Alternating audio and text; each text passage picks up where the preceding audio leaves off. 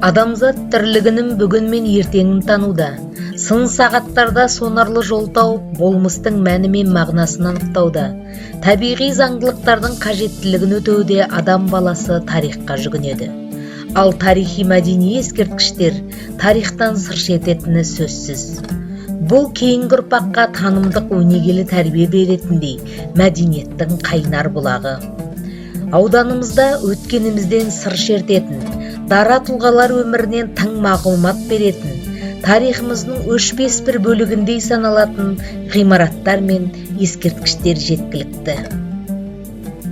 Орталық Қазақстан территориясында жүргізілген археологиялық зерттеулердің бастамасы осы Нұра өңірінен басталған болатын. Ауданда жүргізілген барлау жұмыстары барысында бірнеше археологиялық ескерткіштердің орны анықталған. Олардың басым көпшілігі тас, қола дәуірлерінің ескерткіштері. Оған дәлел, осы барлау жұмыстары кезінде Щербаков елді мекені, Қарақойын ауыл аумағынан тұрақтар орны анықталып, еңбек құралдары, қару-жарақтары табылғандығы. Яғни, бұл тас дәуірі болса, қазба жұмыстары кезінде табылған керамика бойынша Нұра өңірінің қола дәуірінде өзіндік мәдениет болды деп айтуға толық негіз бар.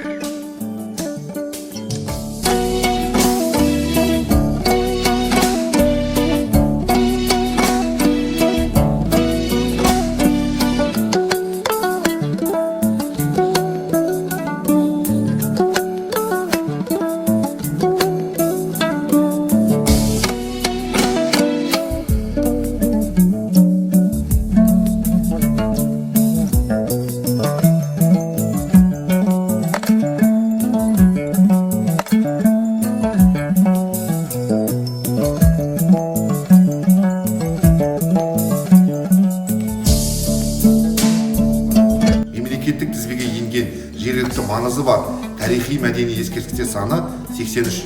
Оның ішінде археологиялық ескерткіштерге жататындары 40 болса, қалған 43-і архитектуралық болып табылады.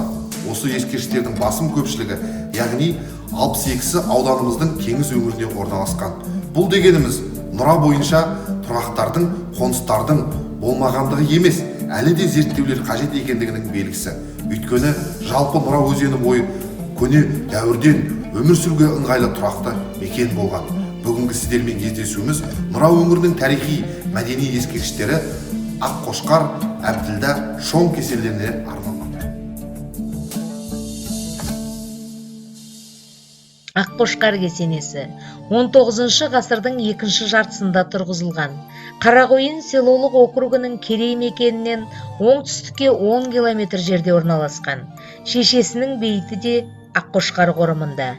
Бір бөлмелі центрикалық күмбез болып табылады.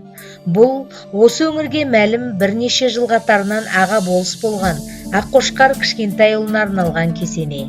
Ол жөнінде бірнеше тарихи мұрағат деректерінде баяндалады. Кесене табиғи тастан салынған өте ауқымды.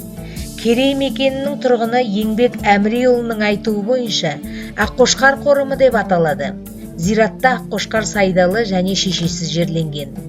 Батысқа қарай Дәулетбек, ар жағы Жақыпбек тауларынан оңтүстікке қарай 9 шақырым жерде Аққошқар бөгет орналасқан. Аққошқар Сайдалы кішкентайұлы 1811-1874 жылдар өмір сүрген. Ел билігіне араласқан қазақтың белгілі азаматы. 1832 жылдан Ақмола сыртқы округіне қараған Әліке Байдалы болысын басқарған. 1856 жылы Хорунжи әскери шенін алған. Жергілікті тұрғын Кәркен Айнабаевтың айтуынша, Аққошқар Сайдалы байдың мыңғырған жылқысының көптігі соншама бір көлден 40 мың жылқы суарыпты деседі. Мұрағаттық құжаттардан табылған Аққошқар болыстың фотосуреті де сақталған.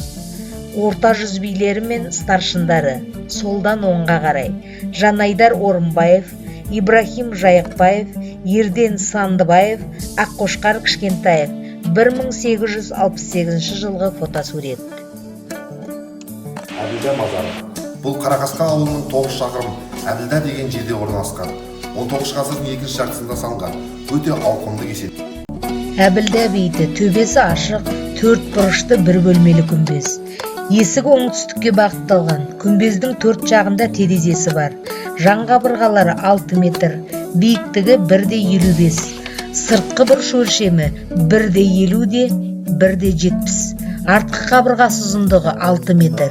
Терезеден жерге дейінгі биіктігі 2 метр 60 сантиметр.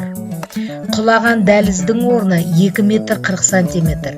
Ені 1,90. Есіктің ені 60 сантиметр. Биіктігі 1 метр. Қабырғасының қалыңдығы 1,20. Қабырғасында сәндік ретінде ромб ұяшық қаланған. Оның биіктігі 46 сантиметр. Жалпақтығы 40 сантиметр. Тереңдігі 47 сантиметр. Жерден 2,60 сантиметр биіктікте іш жағынан 4 бұрышынан табан бұрыштан биіктеу салынған.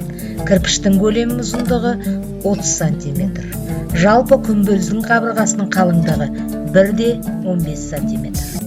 Әбілда Бүрсүгірдің баласы, ал өз кезегінде Бүрсүгір Бес болыс Тінәлінің баласы. Осы жерлерді еншілеп, емденген соң жер аты да Әбілда атымен аталып кеткен. Әбілда 1927 жылы 62 жасында дүниеден өткен. Мұндағы үлкен мазар әкесі Бүрсүгірдікі. Бұл кесенелердің салынуында сәулет өнерінің даму сатысы да жатыр. Картограф ғалым Қизат Табылдин оның бірі европалық үлгіде қаланғанын айтады. Бұл дегеніміз ауқатты жандардың кесенесін арнайы тапсырыспен шетелден келген шеберлер салуы мүмкін. Оның кірпішінің құрамын зерттеу болашақтың еншісінде. Ғалымдардың айтуынша, кірпіштің құрамында аттың қылы, ешкінің сүті, тіпті жұмыртқа да болуы мүмкін. Олар осындай заттардан жасалуының арқасында ғасырдан ғасырға бұзылмай жетіп отыр. Яғни Әбілда Бүрсүгірұлының да өте ауқатты, бай адам болғанын көрсетеді. Шоң кесенесі. Шоң Жантелі Паңұлының кесенесі Нұра ауданы Баршын ауылынан солтүстік шығысқа қарай 40 шақырым, Қарақасқа ауылынан 14 шақырым Қызылтаудың етегі Желтимес атты жерде орналасқан. Жергілікті тұрғындардың айтуынша, жазғытұры бұл тауда жыландардың көптігі соншама, олар қойтас тәрізді ордаланып жатады екен. Шоң Паңұлы Тінәлі руынан шыққандықтан, кесенесі Тінәлі руының қорымында орналасқан. Кесене де осы кісінің атымен аталған. Жергілікті тұрғын Шоң Жантелінің немере шөбересі Ережеп Болатовтың айтуынша, Шоң Жантелі би болған. Заманында бүкіл саналы өмірін халқына адал қызмет етіп, елге билік еткенде тек қана әділдік ұстанған парасатты тұлға болған. Осы кісінің ақпараты бойынша, Шоңның әкесі Жантелі аға сұлтан болған және ел арасында беделді болғандықтан Паң атанған деседі.